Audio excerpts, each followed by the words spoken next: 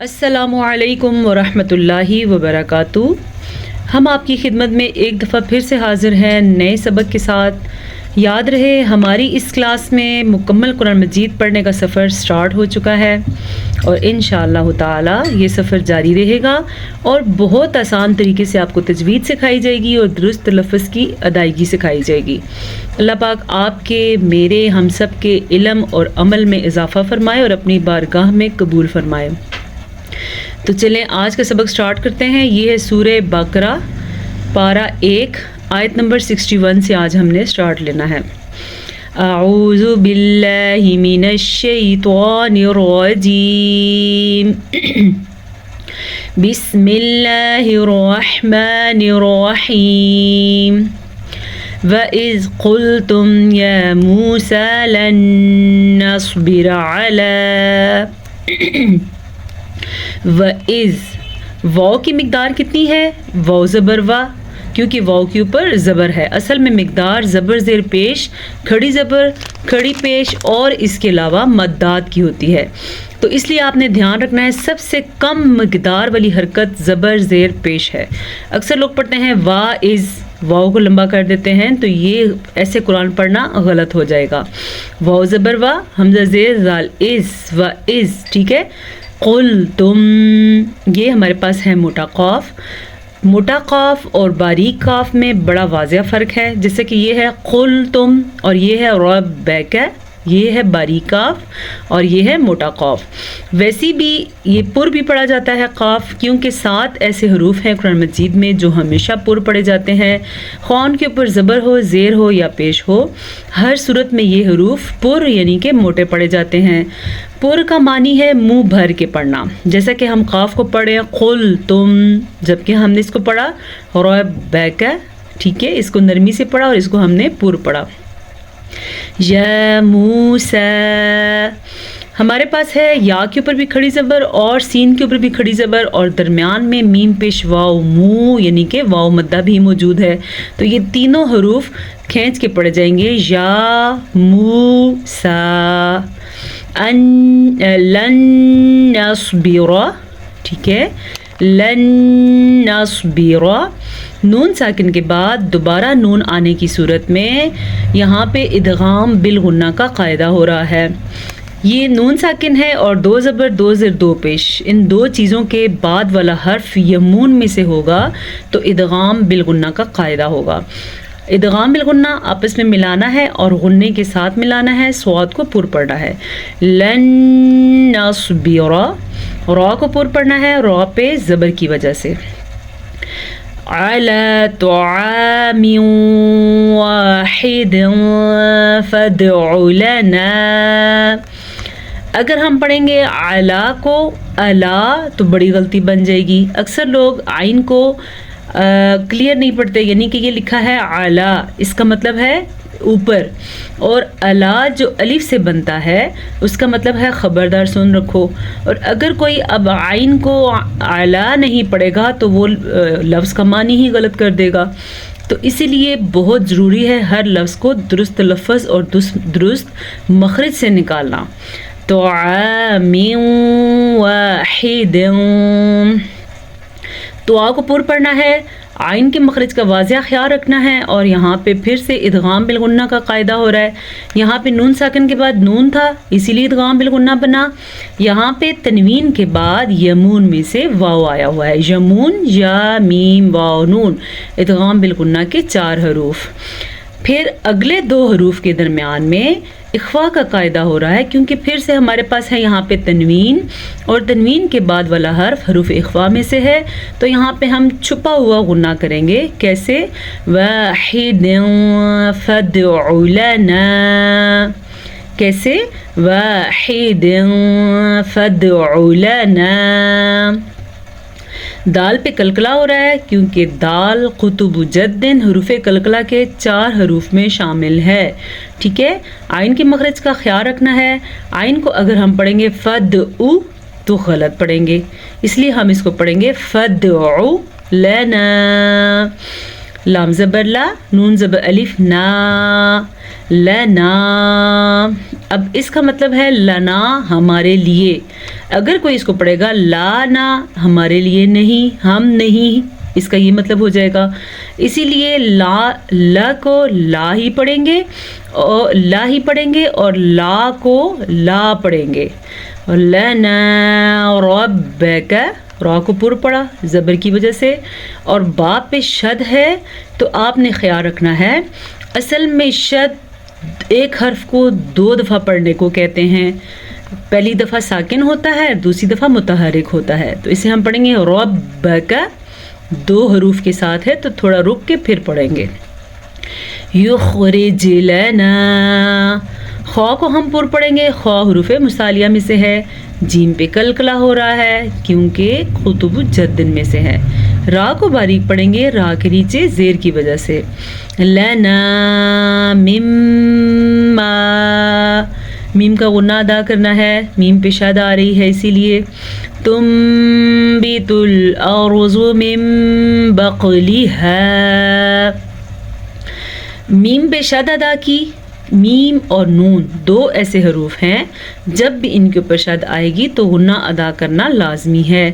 پھر ہمارے پاس اقلاب کا قاعدہ 2 جگہ پہ ہو رہا ہے، یہاں پہ بھی اور یہاں پہ بھی. نون ساکن کے بعد با آنے کی وجہ سے نون ساکن کو ہم نے میم میں بدل کے پڑھنا ہے. میم لگا ہوا ہے، بس آپ نے پڑھنا ہے. تنبت الارض، را اور زوا دونوں پور پڑے جائیں گے. من بقلها، کلکلا. وقثائها وفومها وعدسها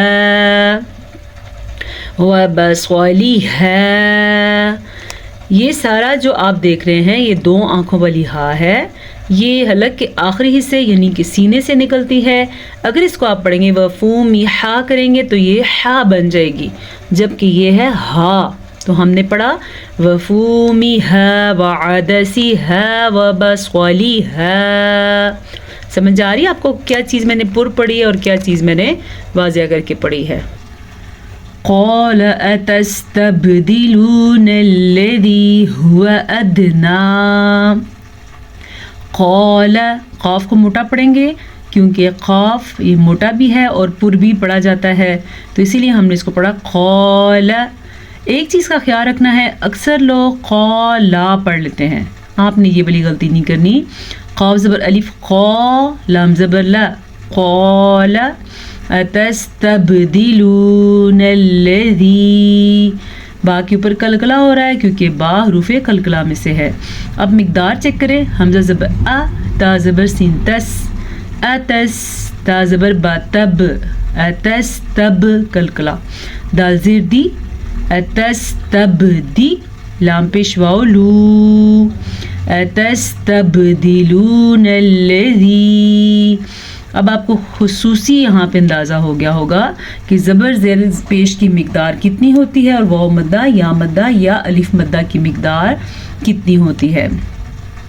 هو ادنى بالذی هو خیر، ہاں کے تلفظ کا دھیان رکھنا ہے، یہ سینے سے نکلتا ہے اور واو کے اوپر زبر ہے، ہا پہ پیش ہے تو ان کو لمبا نہیں کرنا. ادنا کلکلا، بالذی یا ساکن سے پہلے زیر ہے تو یہ یا مدہ ہے. ہوا خیر، یا ساکن ہو اور اس سے پہلے حرف پہ زبر ہو تو اسے یا لین کہتے ہیں. یہاں پہ ہم نے وقف کیا، جب ہم وقف کریں گے تو آخری حرف ساکن ہو جائے گا، خصوصاً 2 پیش 2 زیر کے ساتھ. اگر 2 زبر ہوں تو اس سے معاملہ الگ ہوتا ہے. اہبطوا مصرا فإن لكم ما سألتم، ان دونوں کے درمیان میں پھر سے اخفا کا قاعدہ ہو رہا ہے کیونکہ نون تنوین کے بعد فا حروف اخفا میں سے آیا ہوا ہے. تو جب بھی ایسا ہوگا تو نون تنوین یا نون ساکن کی آواز کو ہم چھپا کے پڑھیں گے اور غنہ کے ساتھ پڑھیں گے. اس کو کہتے ہیں اخفا. مصرا فإن لكم ما، نون پہ شد آنے کے ساتھ نون پہ غنہ ہوگا. میم اور نون دو ایسے حروف ہیں جب بھی ان پہ شد آئے گی تو غنے کی ادائیگی لازمی ہو جائے گی. اس کے علاوہ فا کو لمبا نہیں کریں گے کیونکہ فا کے اوپر زبر ہے اور حمزہ کے نیچے زیر ہے. یہ دونوں کی الگ الگ حرکت کو ہم مقدار کے حساب سے پڑھیں گے. لَكُمْ مَا سَأَلْتُمْ. بعض لوگ پڑھتے ہیں لاکم، یہ ایک بہت بڑی غلطی ہے. اور یہاں پہ ہمارے پاس ادغام شفوی کا قاعدہ ہے کیونکہ میم ساکن کے بعد دوبارہ میم متحرک آیا ہوا ہے تو ان دونوں کو ہم آپس میں ملانے کے ساتھ ساتھ غنہ بھی کریں گے. اس قاعدے کا نام ہے ادغام شفوی. لَكُمْ مَا سَأَلْتُمْ وَضُرِبَتْ عَلَيْهِمُ الذِّلَّةُ وَالْمَسْكَنَةُ.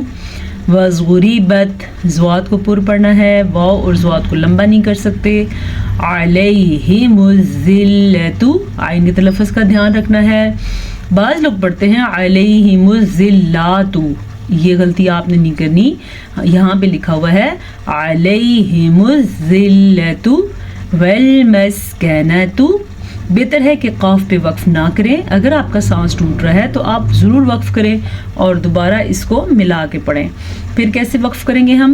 وَالْمَسْكَنَةُ وَالْمَسْكَنَةُ. ٹھیک ہے، اب جب سانس لیں گے تو پھر ملائیں گے وَالْمَسْكَنَةُ وَبَاءُوا بِغَضَبٍ مِّنَ اللَّهِ. یہ مد جو آپ کو نظر آ رہی ہے، یہ اس مد کی مقدار تقریباً 4 سے 5 حرکات عربیہ ہیں. 4 سیکنڈ تک آپ اس مد کو لمبا کریں گے. وَبَاءُوا بِغَضَبٍ، غین کو پر پڑھیں گے، پھر زوات کو پر پڑھیں گے کیونکہ ان دونوں کے اوپر زبر ہے. جبکہ با کے نیچے زیر ہے تو اس کو بھی ہم کم مقدار کے ساتھ پڑھیں گے. با زیر بی، غین زبر غا، بی غا، زوات زبر زوا، بی غا زوا، با دو زیر میم بم، بی غا زوا بم من اللہ. ادغام بالغنہ کا قاعدہ ہو رہا ہے. نون تنوین کے بعد یا میم واو نون یعنی کہ یمون میں سے میم آیا ہوا ہے تو یہاں پہ ادغام بالغنہ کا قاعدہ ہوگا. جب بھی قرآن مجید میں لفظ اللہ آ جائے، لفظ اللہ سے پیچھے والے حرف پہ اگر زبر یا پیش ہوگی تو لفظ اللہ پر پڑھیں گے، اور اگر لفظ اللہ سے پیچھے والے حرف کے نیچے زیر ہو تو لفظ اللہ باریک پڑھیں گے. ذَلِكَ بِأَنَّهُمْ كَانُوا يَكْفُرُونَ. ذَلِكَ ذال کے اوپر کھڑی زبر ہے جبکہ لام کے نیچے زیر اور کاف پہ زبر، تو ان دونوں کی مقدار کم ہے. ذَلِكَ بِأَنَّهُمْ، نون کا غنہ ادا کریں گے نون پہ شد کی وجہ سے. کانو، یہ ہے ہمارے پاس الف مدہ اور ساتھ ہی نون پیش واو نو، یہ ہے واو مدہ. کانو، ان دونوں کی مقدار اسی وجہ سے کھینچ کے پڑھی گئی ہے. یکفرون بآیات اللہ، لفظ اللہ سے پیچھے والے حرف نیچے زیر ہے تو ہم لفظ اللہ کو باریک پڑھیں گے. وَيَقْتُلُونَ النَّبِيِّينَ بِغَيْرِ الْحَقِّ. پھر یہاں پہ کلکلا ہو رہا ہے کیونکہ قاف پہ ساکن آیا ہوا ہے اور کتب جدن میں سے قاف ہے تو اسی لیے قاف پہ کلکلا ہوگا. لیکن اس کے ساتھ ساتھ واو زبر وا، اس کی مقدار اتنی ہے. یا تو قاف کے ساتھ جڑا ہے اور تا پیش تو، اس کی مقدار بھی اتنی ہے. لیکن آگے کیا ہے؟ واو مدہ، لام پیش واو لو، وَيَقْتُلُوا، نون زبر نُنَّن، وَيَقْتُلُونَ النَّبِيِّينَ. پھر سے دیکھیں وَيَقْتُلُونَ النَّبِيِّينَ، نون کا غنہ ادا کیا ہم نے. بِغَيْرِ الْحَقِّ، غین کو پر پڑھنا ہے. غین ہمیشہ ہی پر پڑھا جاتا ہے اور ساتھ ہی آگے ہمارے پاس یالین ہے، اسے ہم کھینچ کے نہیں پڑھ سکتے اور نہ ہی لمبا کر سکتے ہیں. را کو باریک پڑھیں گے، را کے نیچے زیر ہے. اور وقف کی صورت میں ہا کو واضح کر کے پڑھیں، ہا کے مخرج سے ہی، اور قاف پہ جھٹکے کی وجہ سے کلکلا ہوگا. بغیر الحق، ذلك بما عصوا وكانوا يعتدون. ذلك زال کے اوپر کھڑی زبر ہے تو کھینچ کے پڑھیں گے، جبکہ اسی طرح لام اور کاف کی مقدار زبر اور زیر کی وجہ سے کام ہوگی. بیما یہ الف مدہ ہے، عصوا وکانوا یعتدون یہاں پہ ہمارے پاس واو مدہ ہے، عین کے مخرج کو واضح کر کے پڑھنا ہے، اور دال پیش واو دو یہ بھی واو مدہ ہے. آج ایک آیت ہم نے پڑھی ہے اور ماشاءاللہ کافی لمبی آیت تھی، تو چلیں اب ہم قرات کے ساتھ پڑھتے ہیں. بسم اللہ الرحمن الرحیم. وَإِذْ قُلْتُمْ يَا مُوسَى لَن نَّصْبِرَ عَلَى طَعَامٍ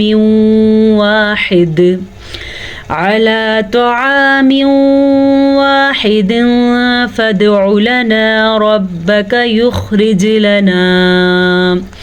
يخرج لنا مما تنبت الأرض من بقلها وقثائها وفومها وعدسها وبصلها. قال أتستبدلون الذي هو أدنى بالذي هو خير اهبطوا مصرا فإن لكم ما سألتم وضربت عليهم الذلة والمسكنة وباءوا بغضب من الله ذلك بأنهم كانوا يكفرون بآيات الله ويقتلون